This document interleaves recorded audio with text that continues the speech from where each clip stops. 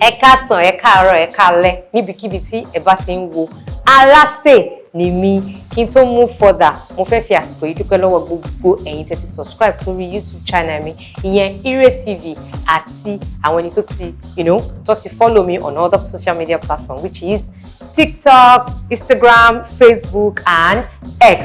Ẹ ṣé tẹ́ darapọ̀ mọ́ mi, and please continue to help me share my videos. Ṣé mo pé ìgbà mi èèyàn máa rí oúnjẹ mi, ó máa wùn yàn bí àjẹ́ kí n sí oúnjẹ, but téèyàn bá sè àwa di wẹ́tẹ̀ kalẹ̀ àwọn ká but ẹni yìí ó gẹ́ẹ̀tì tiẹ̀ ṣe bó ṣe ṣe náà and all that. So lára àwọn oúnjẹ bẹ́ẹ̀ ni rice and beans alásèpọ̀, ẹlòmíì á sè ó máa lọ́pọ̀, á máa wù ká ẹ̀wà yóò dúró re rice ò dúró wó editing ní jàre photo kìíní ní jàre on Instagram or on Google image and all that. No, mo fẹ́ sọ fún yín pé rice àtẹ̀wà alásèpọ̀ tó ń dúró re ó wà, ẹ dẹ̀ lè sè bẹ́ẹ̀ mi náà ṣe kọ́ tí mo dẹ̀ mọ̀ sè. So kí ni first thing kí má bàa dènà pẹnu, mo ti soak ẹ̀wà mi díẹ̀, ẹ lè soak ẹ̀wà yẹn, dẹ̀ lè má soak ẹ̀yẹn, but medically wọ́n ní ó dáa ká máa soak ẹ̀wà wa prior to ìgbà tí a máa sè. So lèmi ṣe ṣàn dáadáa, mo dẹ̀ ti soak ẹ̀, so ìyẹn kọ́ ni ó jẹ́ kí ó dúró woro, don't get me wrong. So mo ti soak ẹ̀, mo dẹ̀ ti gbé omi kaná àti àlùbọ́sà, omi àti àlùbọ́sà, so ọwọ́ mi mọ́. Ní báyìí a máa wá wa ẹ̀wà wa tá ti soak tá ti fọ̀ dáadáa yẹn, a máa wá wá sí, mo fọ̀ ẹ̀wà yìí dáadáa. So ní báyìí ẹ wá sínú pọ́ọ̀tì yín tí a ti bu omi àti àlùbọ́sà sí tó ti hó dáadáa, omi mi hó, so that's it. Kí n tó cover ẹ̀, mo fẹ́ ṣàlàyé nǹkan kan fún yín. Ó jẹ́ kí ẹ̀wà yín kó lè dúró re àti rice yín ni pé ẹ má bu omi púpọ̀ láti fi ṣe ẹ̀wà yín láti lẹ̀. Ṣé mo pé normal ẹ̀wà lásìpọ̀ ẹ̀wà fún rẹ̀ nìkan ẹ lè bomi sí, you can easily eléyìí ni pé ẹ máa fẹ́ máa top omi yẹn, torí tẹ́rọ̀ yẹn bá ṣe rọ̀ díẹ̀ kó rọ̀ kó ṣe jẹ bọ̀ kó má over la need by. So nísìnyí torí ẹ̀ ni mo ṣe ní pé a máa bu omi díẹ̀ sí. Tẹ́ bá rí pé omi díẹ̀ ni ó wà ní inú ẹ̀wà yìí pẹ̀lú ẹ̀wà yìí, that's it. So a máa wá cover ẹ̀ tó bá ti ṣe bí like ẹ mọ̀ pé ẹ̀wà máa ń pẹ́ kó tó jiná, so depending on ẹ̀wà tẹ́ bá rà àṣà anyway, tó bá ti ṣe bí 12 to 15 minutes ẹ máa padà wá wò. So a máa wo texture tó bá ti rọ̀ tó bá ṣe fẹ́ kó lè gba rice mọ́ra, fine, a máa continue. And however, nǹkan tẹ́ máa tún wò nípa ratio rice àtẹ̀wà yín so that ó máa dúró re, ó máa fine lójú ni pé tẹ́ bá fẹ́ ṣe rice bóyá bí tin milk bóyá bí mẹ́ta, ẹ jẹ́ kí ẹ̀wà yín jẹ́ 1.5. So ẹ má ṣe ratio ẹ̀ together. But ẹni tẹ́ bá wá láì pé kẹ́ máa rí plenty beans nínú rice yín, you can do 50-50. But I'm talking about pé ẹ fẹ́ rí rice, ẹ fẹ́ rí ẹ mọ̀ àwọn picture tẹ́ máa ń rí yẹn tó máa ń look fine lójú yín yẹn, òun lè mí kọ́ yín báyìí. So the ratio will be, let rice be like 3 cups while your beans will be 1.5 cup. Ṣó ti yé yín bẹ́ẹ̀ yẹn. So ní báyìí mo dẹ̀ ti ṣan rice mi, mo ti ṣan, ó ti dúró re. Màá padà wá after 12 to 15 minutes, àwa wo bí tí ó bá ìrìn àjò ayé ẹ̀ dé. Stay tuned, I'll be right back. Okay, ẹ̀yin tèmi, ó ti pé like 10 minutes now.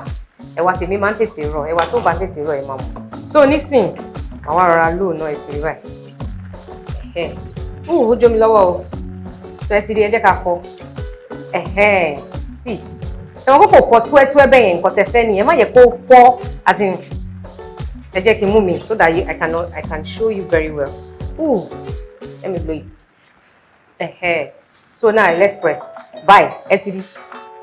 Nǹkan tẹ́ fẹ́ lélẹ̀ kò fọ́ bẹ́ẹ̀ yẹn, ó sì le tíntínní. So ní báyìí a máa rọra lò náà, màá wá gbé ń sìn. Mo fẹ́ ṣe kí ni, mo fẹ́ sieve omi ẹ̀ jáde. Mo ń bọ̀.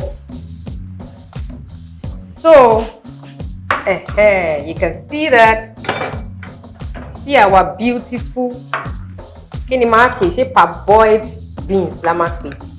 I can't really call it parboiled because ó ti rọ̀ fáwọn ẹni tó kì í jẹ wà pẹ̀tẹ̀pẹ̀tẹ̀. So but fẹ́ jẹ́ kó over raw ṣá. Look at it. The only thing you are seeing here is just cooked beans and onion.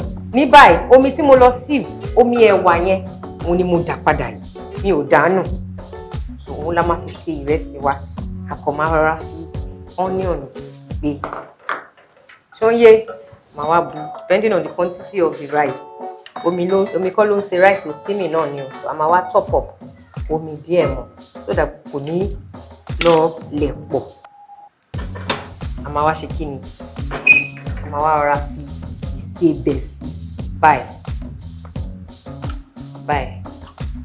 ìdàbẹ̀ now stir it together you can go ahead tẹ́ bá fẹ́ fi òróró díẹ̀ sí ẹ rọra kán òróró sí báyìí tẹ́ bá dẹ̀ fẹ́ you can leave it then now màá wá cover ó máa sáré hó ṣùkùṣùkùṣùkùṣù tó kọ̀ hó kí sọ́ọ̀sì àti kìíní ẹ lè bò mọ́ra màá wá da rice wá sí tí rice ẹ bá ti fẹ́ jiná ìwé àrà ti máa ṣe I love you guys mò ń bọ̀ ẹ jẹ́ kó mi wá hó.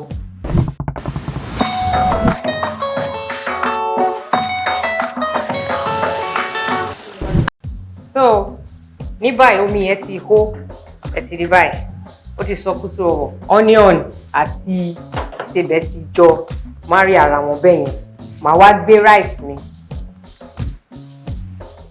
màá wá rọra dà á sí ó tún gbóná o torí ẹ̀ lẹ́ rí mi lẹ́ẹ̀kan yẹn èyí pé mo fẹ́ sọ pẹ̀lú brown napkin mi yẹn kéré mo yàn sáré switch ẹ̀ sílẹ̀ it's very hot bó ṣe rí bó ṣe kéré mọ́ ẹ̀ the pot is so hot okay now mo ti da washed rice me don't forget well cleaned washed rice ẹ ti rí quantity omi ẹ ti rí ibi tí rice di ẹ ti rí ibi tó mi wà ẹ jọ̀ọ́ ẹ má jẹ́ kí ó sọ́gì a máa wá lo iná lábẹ́ rice wa náà a fẹ́ jẹ́ kó má lẹ̀pọ̀ so ẹ fi fún like 10 minutes so then we'll come back again a máa wá mọ next step now ìrẹsì wa ó ti ṣe kí ni ó ti sọkútù wọ̀wọ̀ ó ti jiná ẹ ti rí bó ṣe nǹkan tẹ́ fẹ́ achieve lélẹ̀ ẹ rí pé kò lẹ̀pọ̀ ẹ ti rí worowóró ló dúró exactly nǹkan tẹ́ fẹ́ achieve òun lélẹ̀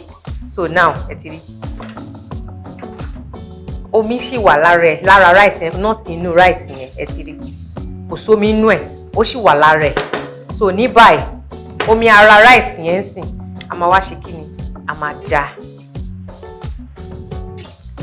wákè wá sí táwọn aláwùsá mọ̀ sí beans tàbí wákè beans táwọn aláwùsá wa mọ̀ sí wákè ṣe rí bẹ́ẹ̀ yẹn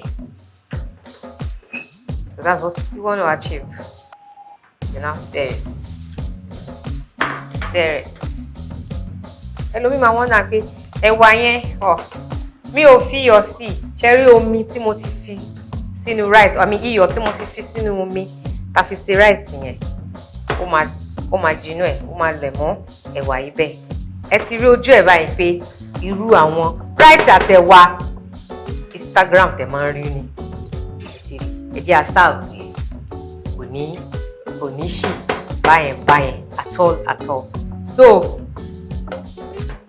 tó bá jẹ́ ẹ̀wà olótùlẹ̀ lò tẹ́ bá ń doubt pé bóyá salt yẹn tẹ́ fi sínú omi ẹ̀ ò nílé ẹ mọ̀ pé ẹ fi sẹ́wà bẹ́ ṣe da ẹ̀wà lé yẹn kẹ́ tó rò pọ̀ ẹ máa fi iyọ̀ sórí ẹ máa wá tàn ẹ̀ tó ti yé yín oh sorry I forgot so tó bá yẹ pé ń doubt pé bóyá ẹ̀wà olóyin ni mo lò tẹ́ bá wá ń doubt pé bóyá ẹ̀wà yẹn olótùlẹ̀ lò àní salt yẹn ó lè má tó salt tí èmi fi bọ omi yẹn tí mo fi ṣan rice yẹn what you need to do is tẹ́ bá ṣe da ẹ̀wà sí báyìí cooked beans yẹn ẹ máa wá sprinkle salt sórí ẹ̀ oyè yín ẹ máa wá stir together so with that you be rest assured that salt àti salt ó ṣe rege lára ẹ̀ but tèmi tí mo ṣe like kò rí òun lélẹ̀ mo ti jẹ́ kó steam báyìí máa wá ṣe kí ni máa rọra paná díẹ̀ àti ní rice àtẹ̀wà wa tó jojú ń gbèsè tó dàwòrò tí ò dẹ̀ kí n ṣe gbẹ̀dẹ̀ mo ń bọ̀ ẹ jẹ́ kí n sáré mu kí n wá serve ẹ̀ fún yín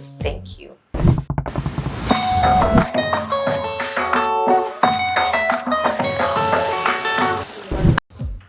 So now, wow, look at that!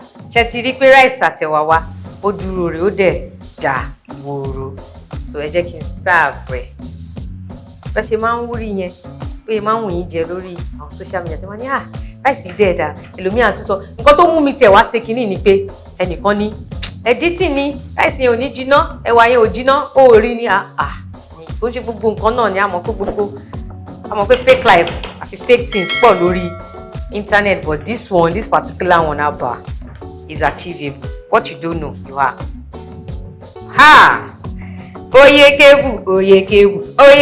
Oyekebu. Alase Nimi Irenko. Ṣé ti rí bó ṣe rí báyìí?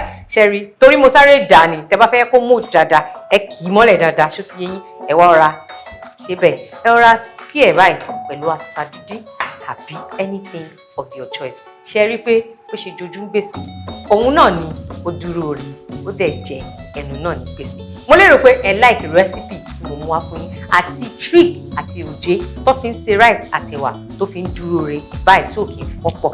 Ire o lọ́jọ́ gbogbo. Please share my videos. I love you guys. Bye.